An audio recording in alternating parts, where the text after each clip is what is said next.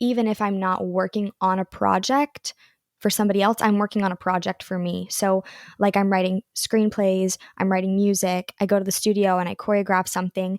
And I love to have tangible things that show just myself, things I don't post on the internet, things that I don't share online, that are literally just pieces of art that I've made for me.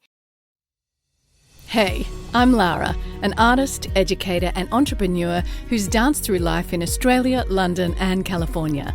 Now I'm an Aussie in Atlanta, Georgia, USA. Juggling roles as an artist, ex-dancer, current actor, author, professional educator and qualified life coach, I'm also a wife and mother of two. Join me on this podcast crafted for creative souls at every level, entrepreneurs, artists, dreamers, and hope-filled humans alike. I'm here to guide you towards a life of love, purpose, adventure, and boundless creativity. As a healthy, wealthy, and wise creative soul, I invite you to hit subscribe for weekly inspiration.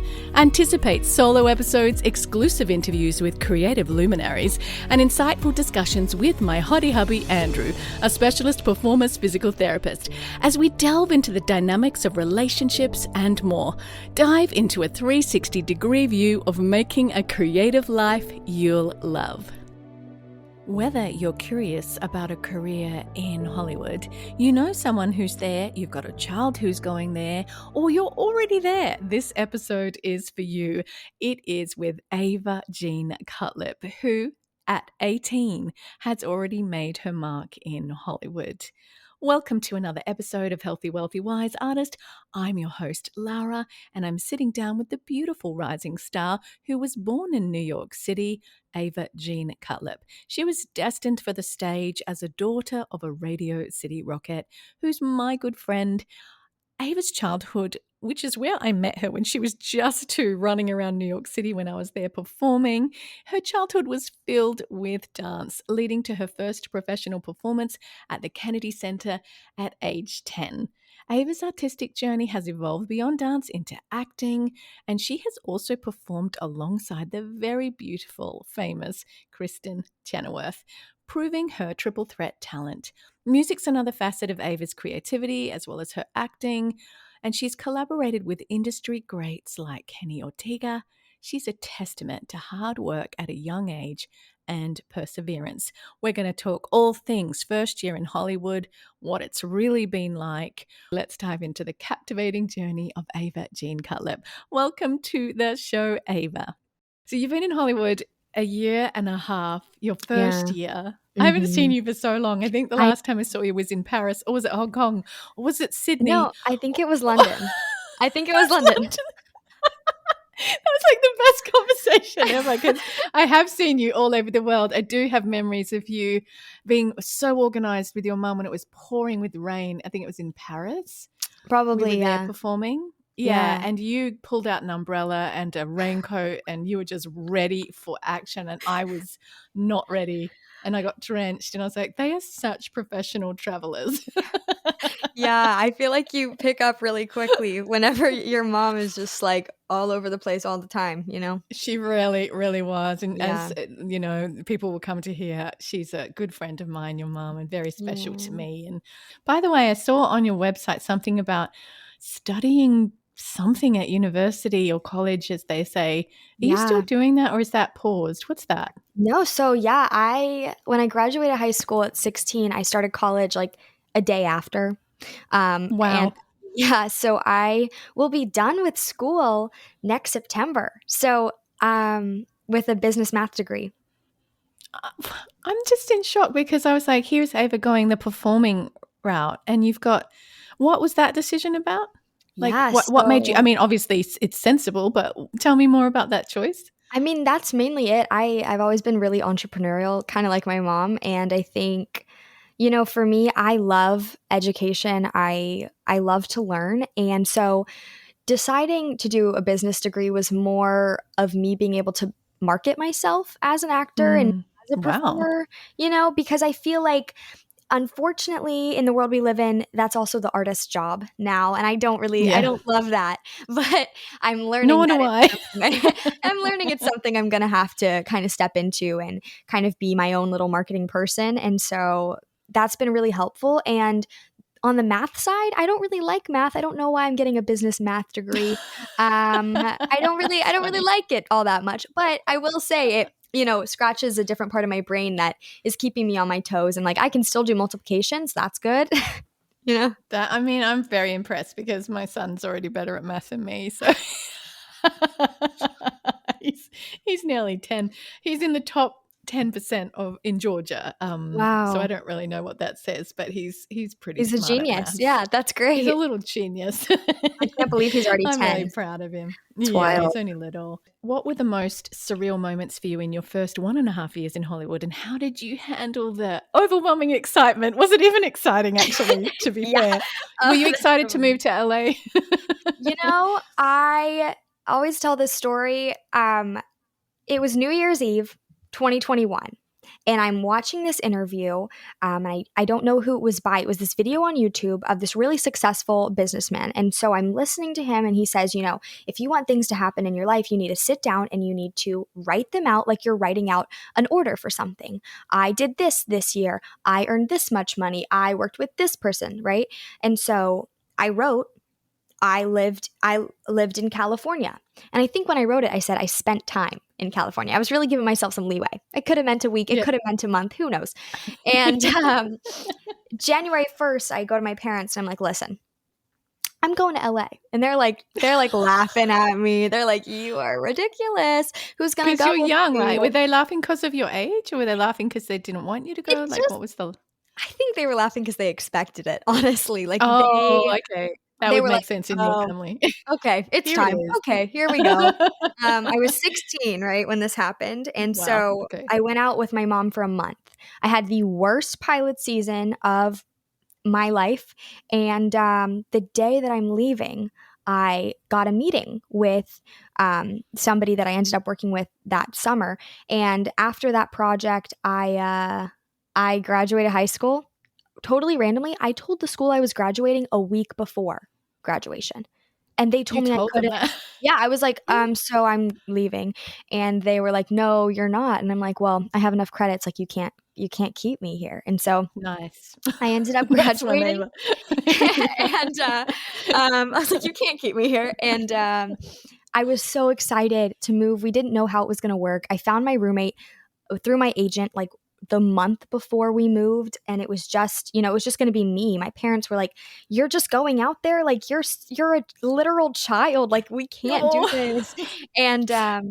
it just happened. It honestly just Mm. happened. I was beyond excited, and when I got here, you know how when you're learning something new and your confidence is really low and your competence is Mhm. also really low, and and then you book like I booked like one tiny little thing, and all of a sudden I thought I knew everything, Yeah. and my confidence soared because it's one of those things where it's like you get to experience working and you're like, oh, like no way, like this is incredible. And I still learn things every day, but it was teaching myself that like you're always a student. And I always knew that I was always going to be a student, but it is overwhelmingly exciting when you first get here and you're like, "Oh my gosh, I'm in LA, like I'm an actor." And it's such a like a it's really awful. It took me a couple months to like chill out. And I'm so I glad love I that. did. I do love I'm so glad I it. did. But yeah, I think one of the most surreal moments for me was 3 months in, I had found a couple friends, right? My roommate and then two other kids that were in a similar situation to me. But they were both working on network shows at the time, right? But we became this little friend group. And we were sitting in my apartment one night and we were all just laying on the ground, looking at the ceiling, talking about what we want to be doing and how we're so passionate about this. And that was really surreal for me because it was the first time I Mm. felt like I had people that understood what I loved because growing up, where I did, it was amazing, but it didn't provide certain things that fill my soul. And Yeah. that those conversations, those late night conversations are surreal and they're incredible. And it's kind of what keeps me going is knowing that I have a community behind me. Mm. Yeah, I remember when you were in New York, so obviously you're referring to that at some point your mum and B and dad moved out of New York and they're left. It wouldn't have been a great place to grow up because it was crazy crowded, not the safest place for kids. I remember your apartment there, you didn't have a garden or anything. No. So you got to grow up wild and free, didn't you, with Yeah, lots of space. yeah, But I do. so LA is probably perfect for you in that way. Have you ever felt really, really homesick? Like, Oh, I yeah. thought, what am I doing? I don't even know how to shop by myself. Or were you pretty independent when you got there? I She laughs. I hesitate telling people this because you don't want to say it, but like I did not know how to live. Like I did not know how to live. I mean, I was 17, right? I had never had to step into that. And what I was Mm, being asked to step into is something I requested, right? yeah. So I would call my mom and dad like crying, but I also didn't want to be like, oh, she needs to come home. So I stepped into it and it was really difficult. I will admit it is for anybody. And I have friends that are in college now, they're in their freshman year, and it's the same thing, right? Mm, I have conversations with them and they're like, oh, I see, like this is just different. And everyone has to go through it. And it's the hard part of growing up. And I just did it a year earlier, but it's the same for everybody, I think. yeah, I remember at 17, I moved to Sydney to study dance and I cried. I rang my parents. Yeah. I cried. I remember looking at the grocery aisle going, I don't know what to buy. Yep. I did not know how to fend for myself. So I'm sure that you can relate to that. And you think you do, and it's exciting, but then it's also really overwhelming, isn't it, at the beginning, especially when it's your first like time out of home. Oh, yeah. Can you share too, like any breakthrough moments that made you feel like I'm getting traction? Because I know some people move, they go to Hollywood, but they don't feel like they're getting any traction. They don't feel like they're just shredding the boards and it's like, when does something good happen? Like, did you have any breakthrough moments or do you feel like they're still coming? Yeah, I did. I feel very blessed that I ran into some of those my first year out here. And um, I feel like my time in California has been split up, right? It was when my mom came out with me and I was here for Mm, 3 months. And then I had that summer and then it was the official move, right? So in that in between time, I got to work with Kristen Chenoweth at a Broadway boot mm, camp. And actually, that process was documented. And I got to work with incredible, incredible people. And that for me was a huge breakthrough moment because I found community in that. And mm, I think mm. that's one of the most surreal things anybody can go through is finding your people and who you fit in with and understanding So that true. you're not as weird as you think you are. And so that was incredible. And then once I actually moved, I booked this 20-minute short film for a Korean rapper, and we shot it in Simi Valley. We shot it in the desert. And the director of that, Kim Hoban, is a genius. He's phenomenal. And the cinematography on that really is what inspired me to start creating my own work. And then, two, I had a really important conversation with one of the storyboard artists. And I was like looking through her iPad and like seeing how much effort and work she put into this 20-minute film. Like it was just incredible to I learned a lot on that set. I learned a lot and I Mm. was there for like 2 days, right? So that was a breakthrough moment as an artist that led me to be more creative. And then Kristen's Broadway camp, the 1300 miles to Broadway, was the first time I had been on screen. And it was the first time I had also sung on a stage. And nobody knew that. That was my secret. Nobody knew that I hadn't sung on a stage before. Yeah. But it's true. That was the first time I felt like an actor because I was acting, singing, and dancing in this project. And I always say, like, I can die happy. I've done everything I've wanted to do. Do you know what I mean? Mm, Like, I totally do. It's hard if you're not a performer. I think it's really hard to understand this yearning, and I can only describe it as this yearn, this ache that is mhm. inside of artists, where we just ache to use our artistry, and it just burns, doesn't it? It's like this purpose, this sense of fulfillment. And it's hard to explain that to someone that doesn't have that drive, what that does. And you know what I'm talking about because I you've got do. it. And I do. yeah, it's just really, really, really both beautiful, but it's also torturous Oh, yeah. Oh, yeah. because it's like so strong in us and it's Yeah. not always easy and it's not always fulfilled, is it? Right. And it's also one of those things where finding how to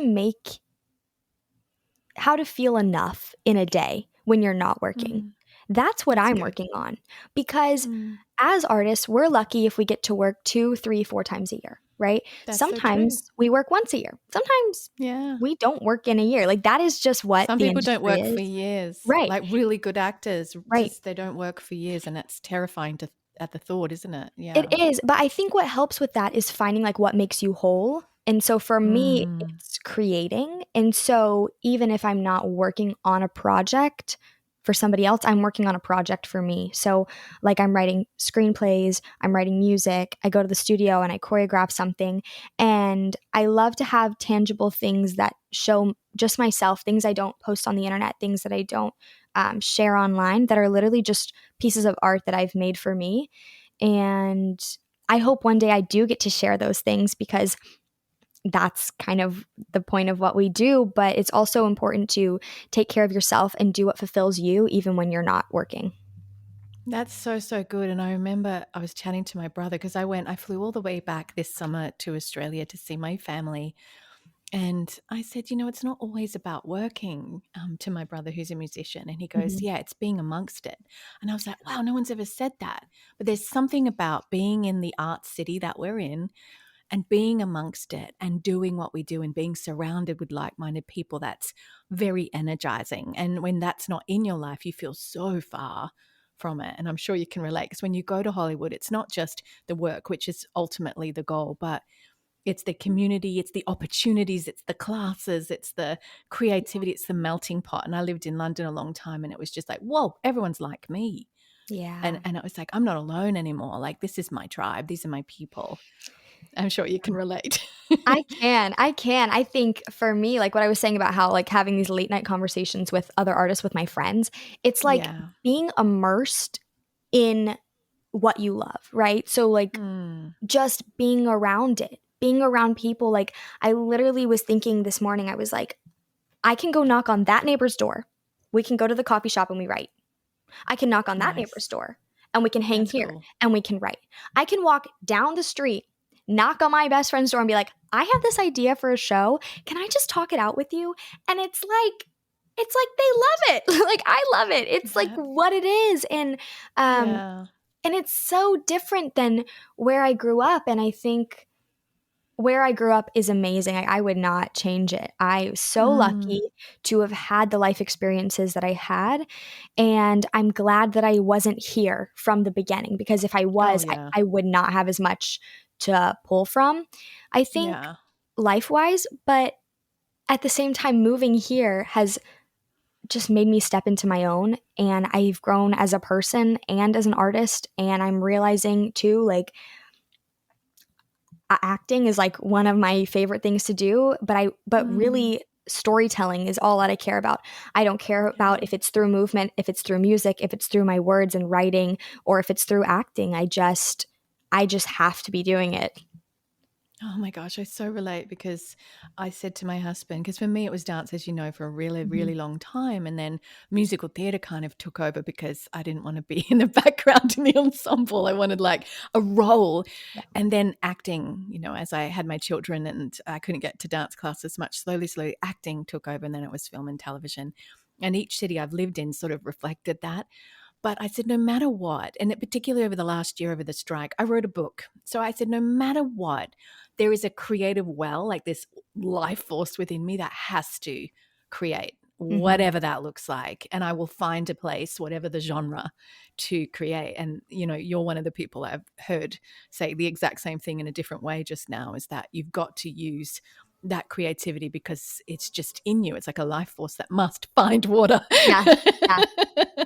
Really Absolutely. good. And if you don't, it's depressing, isn't it? If you're not using that creativity, it's Yeah. really depressing. Yeah. It you have to make time for it, I think. Mm, But like it's all I do every day. So yeah. it's my life. I think people sometimes say that you need to have a life outside of your work. And I agree with that, but I cannot have a life outside of art.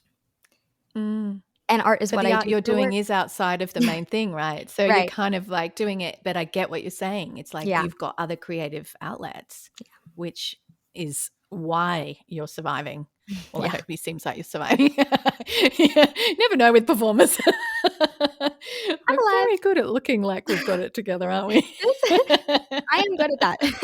Yeah. I think everyone would say the same thing. Would you say, like, what was your biggest challenge in the last year and a half? The biggest one. Was it homesick? Was it money? Was it the actually shock of, oh, I'm not going to be working 24/7? And how did you overcome whatever the biggest challenge was for you? I did not have any expectations actually when I moved out here. I'm trying to think back and be like, did I have Mm, any expectations? Did I have any like goals? I have to do this in 6 months. I didn't because I mm, knew by that point, I kind of understood that it is a complete roller coaster. But I think the hardest thing is getting distracted with people that don't have your best interest in mind. wow, interesting. Because and it's never Yeah. people that are bad. These like what I'm saying is like these people aren't bad. You just get distracted with people that aren't looking out for you. And Mm, that's so important in a big city because it is easy to get sidetracked. It's easy to get involved with like just not focusing on your art or focusing on, like having a job. Like I love having a side job. I think it's important. I love having like the extra income. I think that's good for me. But like socializing all day every day is not, I feel like, the best way to go about it. At first I really mm, tried to be socializing all the time because I was trying to figure out the city, but then I realized by doing that I wasn't taking time to learn who I was, and then I was having a hard time finding that. And so I kind of like took a step back. I kind of isolated myself actually for a couple months, and I don't know if I should have done that, but it did help me find myself. And I think too, like faith is really important to me. um, mm. and it's hard. It seems, how do I explain this properly? It seems like it'd be hard, but it's actually easy. But then it's too easy, and the people that you find aren't necessarily great. Does that make Yeah, that sense? makes sense. Oh, absolutely. And I think a part of it is, you want to get to know the city, but then you've got the networking side. So for you, how did you go about building connections that are industry connections versus just friendships that aren't really, as you said before, feeding your goals or feeding Yeah, you as a person yeah, psychologically? So yeah. how do you go about the industry connections, and how would you encourage others? What steps would others take to really network well as a creative? And do you Yeah. believe in networking, or do you think it's just by going to class and meeting people amongst it? I believe it's a combination of both, but I think it's not about trying to network or trying to build Mm, connections. I think connection happens naturally, based off of who you work with and how good of a human you are, and if you're nice, I think in a city like LA, you kind of have to change the environment you're in, right? Because here everything feels a little heavy, and mm, it's not always happy, and it can affect you, and there are just it's not always good, right? So what I've learned is like, okay, how can I change the environment? How can I change my day, right? So even just like complimenting someone you see in a coffee shop if you like their pants, or saying thank you more, or being nicer to waiters or people, or checking in on their day, it actually does impact them. And I find that my life kind of goes better when I'm giving more to other people, because it's easy to get mm. selfish here. People come to LA to take from the city. Wow. Um, Yeah. and that's hard because that's kind of what I've done, not with that intention, right? But we all come here to take something from the city, whether it's knowledge, acting classes, jobs, opportunities. And if you flip that and you give more, I think you can build really meaningful connections with people. And for me, that was going to class, helping my friends read their self tapes. You know, when I meet people and if I'm going to hang out with somebody, I pick them up a coffee, right? It's just being nice and learning how to have human connection in a city where it's honestly discouraged, right? Um, Mm, and I think it's like the small town in me that kind of helped me with that that's understanding. precious. Yeah. Yeah, I think it's just like understanding human connection. And How I don't know, important for it me, is. yeah, Yeah. I would say for other people too, like that's it. Just literally reach out a hand, be nice. Um, Instead of trying to meet people to see what you could take from them, just try and Mm, have a nice conversation. That can get you so much further yeah. than, hey, if you ever need an actor, you know, I Cringe. don't, I don't right. Like we don't pull that. We don't pull that, you know? So yeah.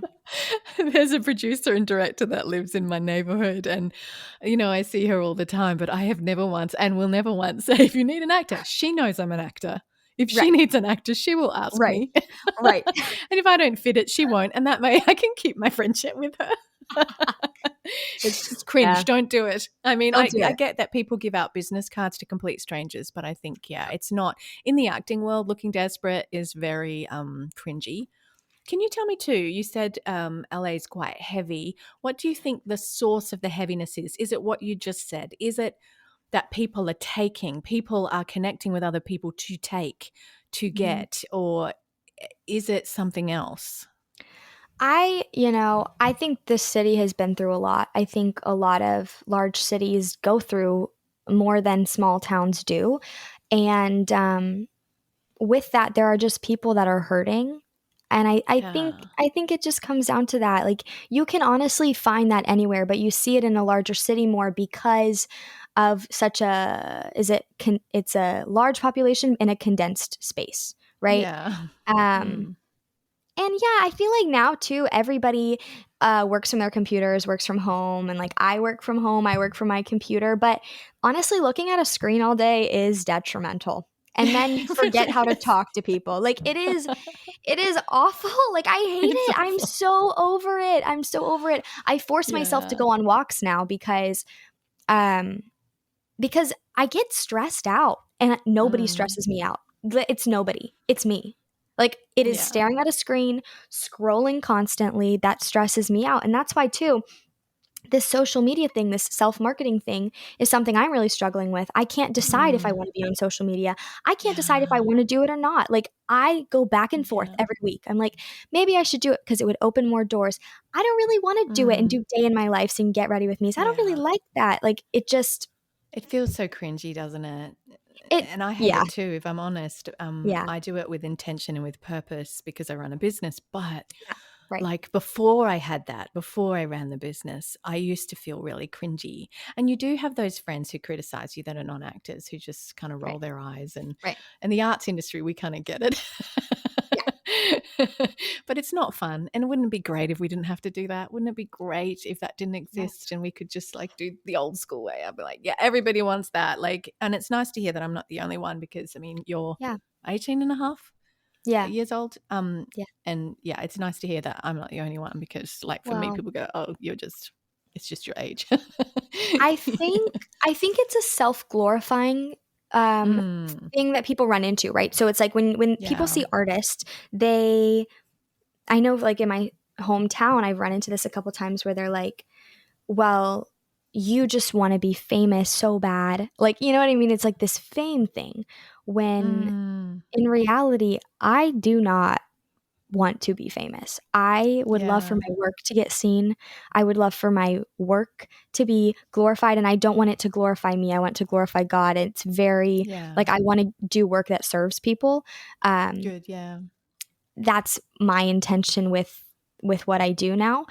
But Yeah. it's hard because it's like we are in a career where fame is often found, and Yes. that's hard to explain to my friends back home. That's like, hey, like I actually don't want to be famous. I just want to work. I want to be involved in the craft. I want to do what I love. Mm, So when I'm posting on social media and I'm,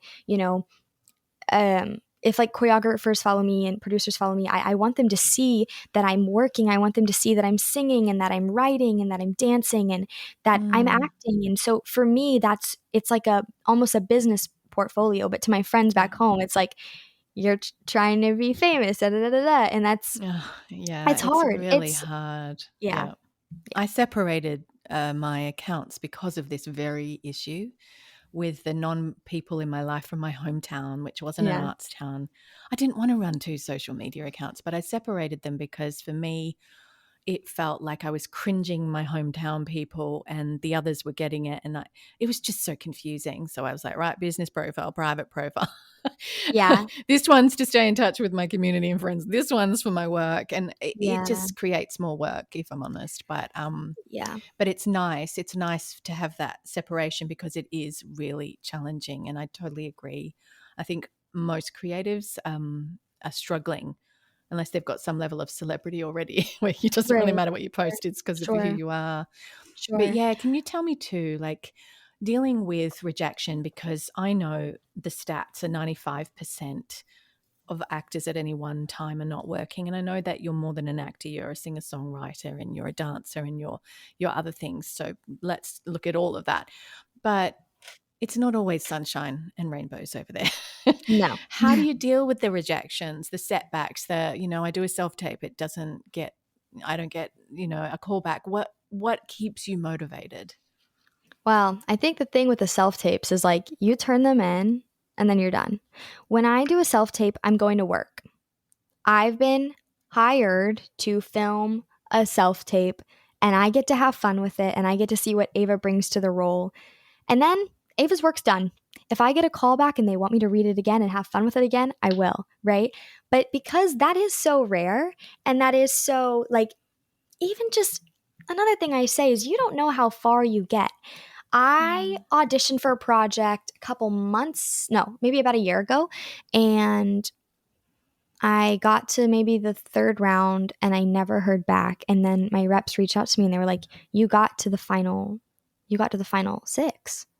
And I had no Oh, idea, right? Because I yeah. didn't get called back in. I had no idea. Like, that was incredible for me. I just didn't realize that that is how far I got. And so we're not told. We're often not told how far we get. We're often not told if we don't get a call back, we still don't know how far we get. You know what I mean? So I think, yeah, you got to just send in the self tape and be done. You can't dwell on it. Mm. Um, I treat it like an acting class scene, right? I work Yeah. on it with my friends and I do it. I get coaching if it's a project that I think needs it and I send it in and then she's done, you know? Mm. Um, and I think too, this career is such a roller coaster. Some days I will be just like, nothing's ever happened for me, like Yeah. da da da. And then I have to be like, okay, that's a selfish thought, right? Like Mm. let's take that out. And Yeah.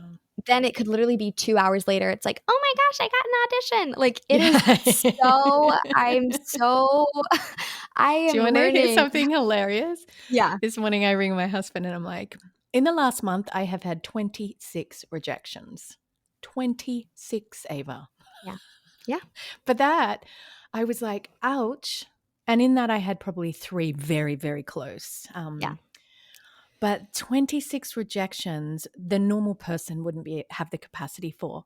But that's just normal, isn't Yeah. it? In Oh, yeah. in the arts industry, it's just normal. And I think about that crazy thing of Edison and I'm like, he failed so many times, but we all have light because of him, because he Yeah. failed 10,000 times. And he says he didn't fail. And so, yeah, the self-talk's huge, isn't it? Because Yeah. I find myself feeling like I had a moment this morning where I was like, oh, I just Yeah. 26. Like, Yeah. God, please come and encourage my heart right now Yeah. because Yeah. my heart is really crushed. But then I go, but what about those three that wrote to you and said that was an excellent audition? Or can we set up a call in January? But now it's Christmas. And, you know, so I have to encourage myself Mhm. because it's so easy to let your thoughts spiral, isn't it? And go, Yeah. oh, I'm Yeah. not getting there. Because what happens is one thing feeds into another, right? And Mm, so I was told the other day by a mentor that I really like is what is it? Talk to yourself more, listen to yourself less.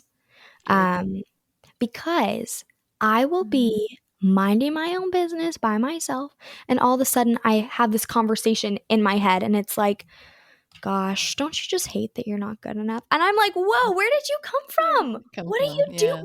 And I'll like literally have conversations out loud. And I'm like, that's not healthy. And it's because like we're sensitive people, we like, Mm-hmm. whatever. Mm-hmm. But I'm learning like to talk to myself and be like you're fearfully and wonderfully made, Yeah, right? good. You bring something to the table, right? Mm. Um, it's like I'm having to tell myself, I have to talk myself down. I literally go, stop, Ava, right? I have to talk Yeah. myself down. And, other things too. It's like external factors, right? COVID, the strike. Oh, I, yeah. I like, I don't even know. I Supply and moved out demand. here. Yeah. I moved out here Yeah. September, and then I was here working for 6 months, and then the strike happened, and COVID was happening before that. Oh, And so yeah. it's not like I said, I didn't have any expectations, but what I thought was going to be happening wasn't happening for me. I somehow managed Yeah. to work this year. Very thankful Yeah. for that. Huge blessing for me because honestly, if we look at like how long it normally takes when you first get to a city to actually start booking work and meeting people, it takes a long time. But I was It really does. blessed Yeah. to have work going into this new season of my life. And I feel like, Mm. too, sometimes rejection feels like you're not being heard or being seen for things you're ready for, right? Yeah. So, my roommate and I will get pitched for things and that we like are excited about, and then we won't get the audition, right? And it's normally, and who knows why that is, right? And it's hard when you feel like you're ready for something, or you feel like you could book a room, but you can't book a self tape. Like Yeah. those things are hard. It's like, do Yeah. they even Yeah. watch them? Like I think they do. I think casting does watch every self tape, or at least like starts to Some watch of it. every. Yeah, Yeah. right. Like I Yeah. think they at least do that. But I also think redirection is a great thing, and if you don't take time to reflect on it, you can't learn from it.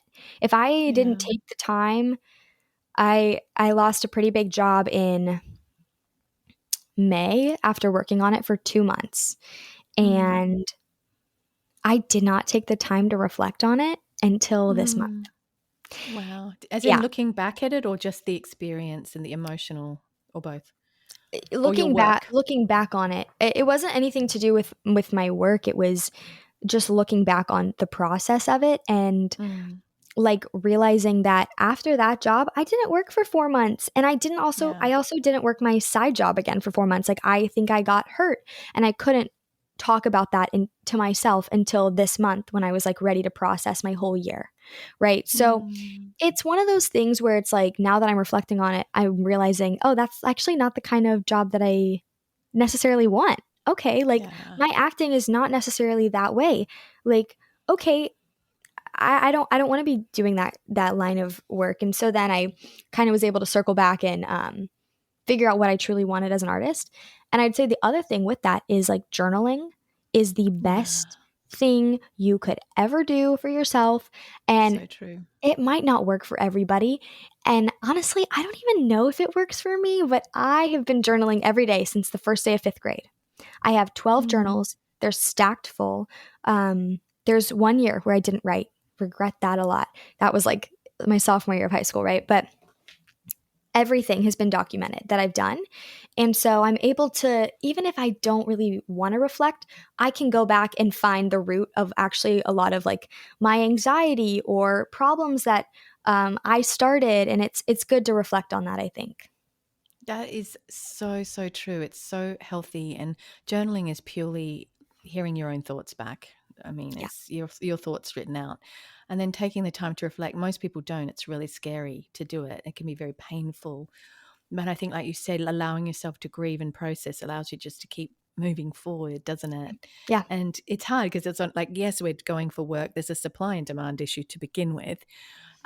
We don't hear back how close we get, and then we're sensitive. And it's like this recipe for emotional Yeah. trauma and all of that kind of thing. So, would you say, how were you ready for Hollywood and how were you not ready? Well, I was ready for Hollywood because I was a dancer. Mm, End of story, right? Dancers, when you're working in a ballet company, dancers have this like discipline, and it's yeah, like true. you get told the same correction like over and over. People are like, Yeah. I mean, Yeah. like it's like harsh, like, and it's to me like it never felt harsh because of I was so used to it, and I worked for 5 years in that way, and I think that's why I'm as tough as I am, despite being a sensitive soul. Like, not hearing back from an email does not bother me. Not hearing back about a self tape could not bother me less. Like, it doesn't. It's okay. It's not my project, Mm. right? So I think I was ready for Hollywood in the way of like, okay, I was a little tough. And then also, I had worked a couple projects while still living at home. I think that was really helpful before I moved to Hollywood, Mm. right? So I worked on a pilot 2020, right before COVID. And then I did a short film in LA at one point when I was like 15. And then I worked over the summer before I moved. And I think those projects helped prepare me for what like the set life was like. And I was not ready. We always joke about this. When I was 16 and I came out here with my mom, I would not even go on a walk by myself. I wouldn't go to the grocery store by myself. I wouldn't go downstairs in the lobby and pick up the mail. Wow. My parents had no reason to believe I was ready. They had Poor things. Must have no been so reason hard for to them. believe. Yeah. Like, I I wasn't. But I Yeah. grew up. I grew up, right, over that summer, Yeah. and somehow I was not ready to move, but I did, and I stepped into it, and Mm. I kind of had to prove to myself a little bit, and I had to learn to trust myself, and I had to learn how to trust my gut and my instincts, and learn when people aren't looking out for me, and learn like what grocery stores to go to, what gas stations I can go to. It's just I wasn't ready to be living in a city, but I did it. Yeah, that's really encouraging because you Yeah. do learn as you go with Yeah. everything. Yeah. What's your how do you kind of balance it all? Because you've got the practicality of your dreams, but then you've also got your survival job and surviving in the industry and all of the Yeah. practicals. Yeah. What's your life look like in that area? You know, my like day to day, I always like this is always fun to talk about because it's different every single day. Yesterday, I like got up in the morning, I coached on an audition, I did like my first tapes of it. Then I went and I worked my side job. I work for a girl with Down syndrome. Oh, And so wow. I went and worked with her for a couple hours, and then I came home, went right into acting class, acted until 8, filmed my self tape until 9:30, and then I went out to dinner with a friend, came back, we talked about our creative projects. I was in bed at like 1:45, right? Like it Yeah. always looks different for me, and I think I have to make time to be creative because like I'm taking this quarter off of school so I could focus on Christmas, and I was working in a show. And so I'm starting school again in January, and I don't know how I'm going to do it. Like I feel like I have to make time, right? It helps if I schedule out things. I'm a very free soul, so if I don't schedule my life doesn't happen, right? So I like at all. So like I'll write my schedule the day before and then I'll stick to it. And I think finding time to exercise is actually the hardest thing. Unless I'm like Mm, supposed to be going to a dance class, because of where I'm at now, I'm not really in class as much. And so yeah. I have to write myself into dance classes or into exercises because I will not exercise. I'll be like writing for like 6 hours at a coffee shop. And then I'll be like, okay, now I got to go work. Okay, now I got to do this social media thing, that social media thing. And then like by the end of the day, I'm like, I haven't even gone outside. Oops. Like it's Let so bad. alone cook myself something healthy to Yeah. eat. It's Oh like yeah. chaos. Cooking. That is like, okay, that for anybody coming to Hollywood or going to New York, whatever you're doing, you got to learn how to cook. That is the most important thing. I have known how to cook my whole life, but the first year I moved here, I couldn't bring myself to do it. Mm. Um, I think I was going through a lot when I first moved out, and I just like was so paralyzed in this like fear of adulting that I just Yeah. like could not provide Yeah. for myself. Yeah. But now like a year later, I'm like, okay, I can make chicken in my air fryer. Like I'm good. So Air fryers are air the fryers savior are of Hollywood good. They're performance. good. They're good. So good. They're Have you done good. sweet potato fries in your air fryer? Oh, yes. Oh, Oh, yes. yeah. They're Oh, so good, yes. aren't they? So I think yeah, balancing yourself, you have to do it when you don't want to, you know? It's true. This morning, you probably saw it on my Instagram. I posted that I made a frittata because, it's crazy right now. There's so Yeah. much on. I've got a class tonight online. Like we said, online sucks, but it happens. And I'm like, I'm not going to be able to eat a nice, healthy protein meal. So Mhm. it's frittata. It's like easy. It takes me 2 seconds, stick it in the oven, and then it's in the fridge, and I can do it for breakfast, lunch, and dinner, which I am doing this week. But it can be really crazy, like trying to, nurture our health and all of the things we do. And it's a bit chaotic and whirlwind because of the nature of the ever-changing days. Most Yeah. people that are saying I'm a career performer wouldn't say they have a 9 to 5, because we Yeah. need the flexibility. So we're a Right. bit everywhere. Right. I Mm, tried for a while to have a 9 to 5, and I just, like, could not show up for work the way I was supposed to, the way, like, I had committed to, because things come up the day of. They come up that's the true. day of. Like, I will kid Mm. you not, I'll wake up to an email and it'll be like, "Can you be here at this time?" And it's like, "Oh, I didn't realize I booked the job." And then it's like, "Oh, okay, gotta go." Like, like, the you have to find a way to be okay with not knowing what you're doing. So true. See, like Yeah. last week, this is just a classic. My daughter had 8 Nutcracker performances last week. We hit Monday. I was like, "Oh, the kids are at school. My husband's at work. I'm just going to relax. I'm just going to make coffee." And I was about to put my feet up, and ding comes the in, and then you've got a self tape. It's due by the end of the day. I'm like, "Oh, there goes my entire day off." So I mean, that's the nature of it, isn't it? And I was like, okay, then the adrenaline hits, and I get going, but the day of rest just got hijacked, as Yeah. many things do. Yeah. It's like, bye-bye, no rest for you. Yeah. But then, you have other days where you can rest for many, many weeks straight. Yeah, it's weird like that, but we're so lucky that, you know, we've been given a passion for this, and I think I I'm very thankful for what I've been able to do and what I'm doing, and I always think about a younger version of myself who this is all she wanted to be doing, and she didn't know Yeah. how to quite express that to people, that this is what she wanted. Mm, And so I often read back on my younger self because I've documented my whole life, and that's really like special. Yeah. it's really a cool thing to see me get excited about my first audition, or read about me booking my first job, or read about the time that I was 12 years old and was my mom took me to a theater show and I cried because I wanted to be doing what the girls on stage were doing, and I was like, I don't understand, I want this career, like I don't understand why I'm not up there, and Mm. finding the passion for it and finding the love for it, and just realizing that, like, literally all I care about is creating. That's all I care about. Yeah, I get it. And you were really born into that because I remember from the youngest age that you've been surrounded with the arts. You've been surrounded by legends of the craft, Yeah. legends in the arts industry, and it's like it's contagious. Yeah, It's really contagious. it And it's is. either going to make you walk way, way away, or it's going to make you go, I want Yeah. this too.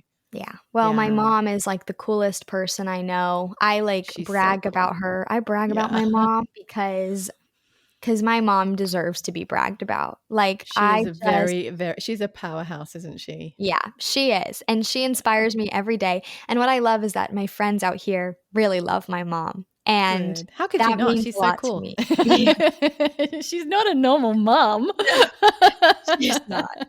She's I she's hope like my little girl will say that about me one oh, day, she that I'll be will. like Oh, the she cool will. mom. Yeah, and my mom is like, we'll be in the kitchen, she'll be like, "Shuffleball, change. What do you think about this? What if we did the arms like this?" And I'm like, I'm literally collaborating with, like, my mother here. Like, this is, like, wild. Like, not a lot of kids can say that, and I think every family comes from things, right? So my thing that I came from is movement and dance, and I know, Mm, like, I have other people that connect with their parents on other things, and that's such a beautiful way that life works. it's so true. That's actually really beautiful that you said. I Yeah. want to hear your biggest high of the year and a half, the 18 months. What's your Oh my biggest? gosh. high. Whether it's a friend, doesn't have to be work. It could be anything at all. It could be like a night out in LA, Yeah. anything. Oh, I've had some fun nights out, I think. I I I snuck into a premiere. Ooh, fun. Was This it in was the a lot. interval? What?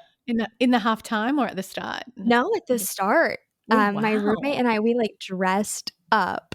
We dressed up, we had heard of what was going on, and we, took ourselves down to this theater, and, we snuck in, and we got to, meet everybody and sit and, go to the after party. We got invited to the after Oh party. my Like, it's just, gosh, like so fun. That's what yeah. you want LA to be. Yeah. Yeah, and, also, I feel to me that's, like, one of those things where it's, like, I did that once, I will never do it again, Yeah. it was too heart pounding, it was Yeah. not I don't even know if it was worth it, but, like, Mm, it's nice to say that I I did did that. that. Yeah, that was, like I don't know what I was thinking, I don't know what like, literally probably wasn't thinking, and I'd say, like, a work high I've had is that, I I've written a movie musical. Um That's just as you do, Ava. Yeah, people just do that every day. Yeah, and I've written music for it, and it's literally my baby. Like, um I'm so excited to be able to share that, and I'm actually, like, in the process of beginning to pitch it right now, and So cool. it's it's exciting. Like, I love that Yeah.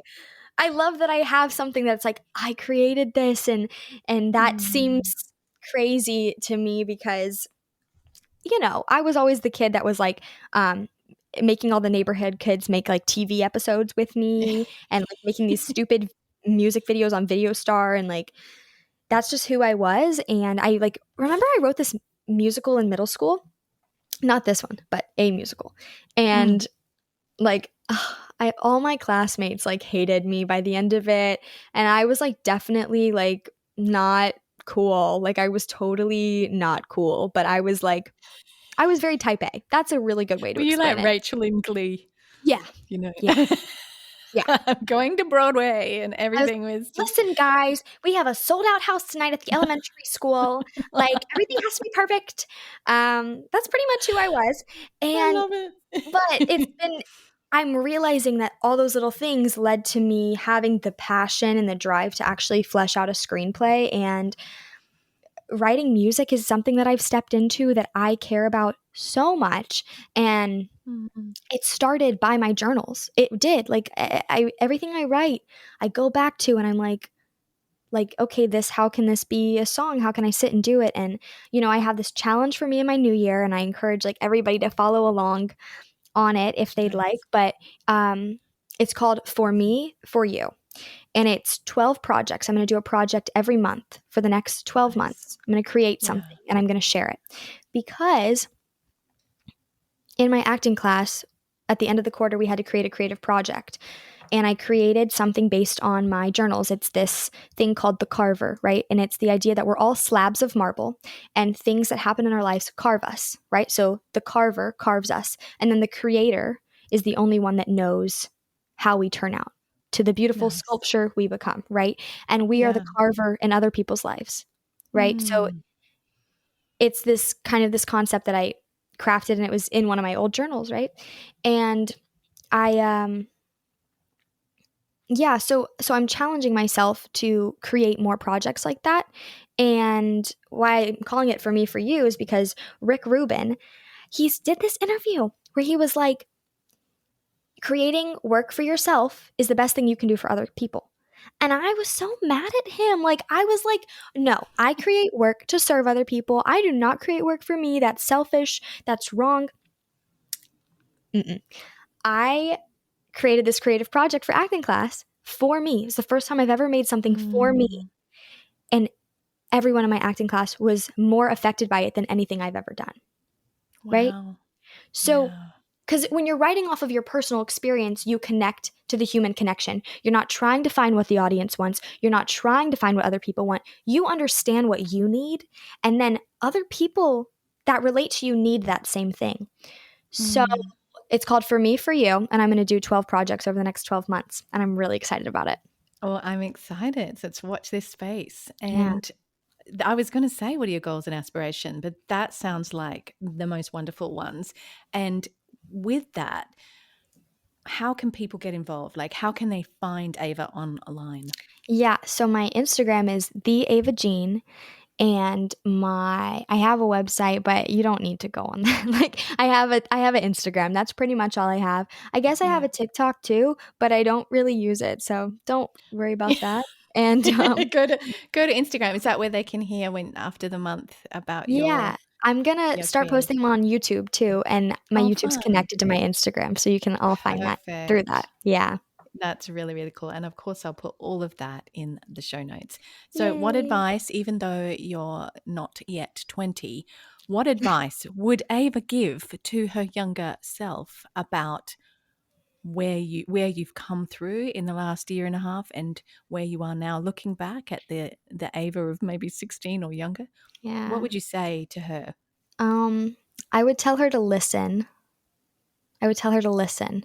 You can learn a lot from learning about other people. That's a good answer. And what about Yeah. advice for others? What would you encourage other performers, artists, visual artists, whatever? Yeah. I would honestly just say, like, people always say that, like, just do it. Like, Mm. literally, you want to be a director? You're a director. Like, you want to be an actor? You're an actor.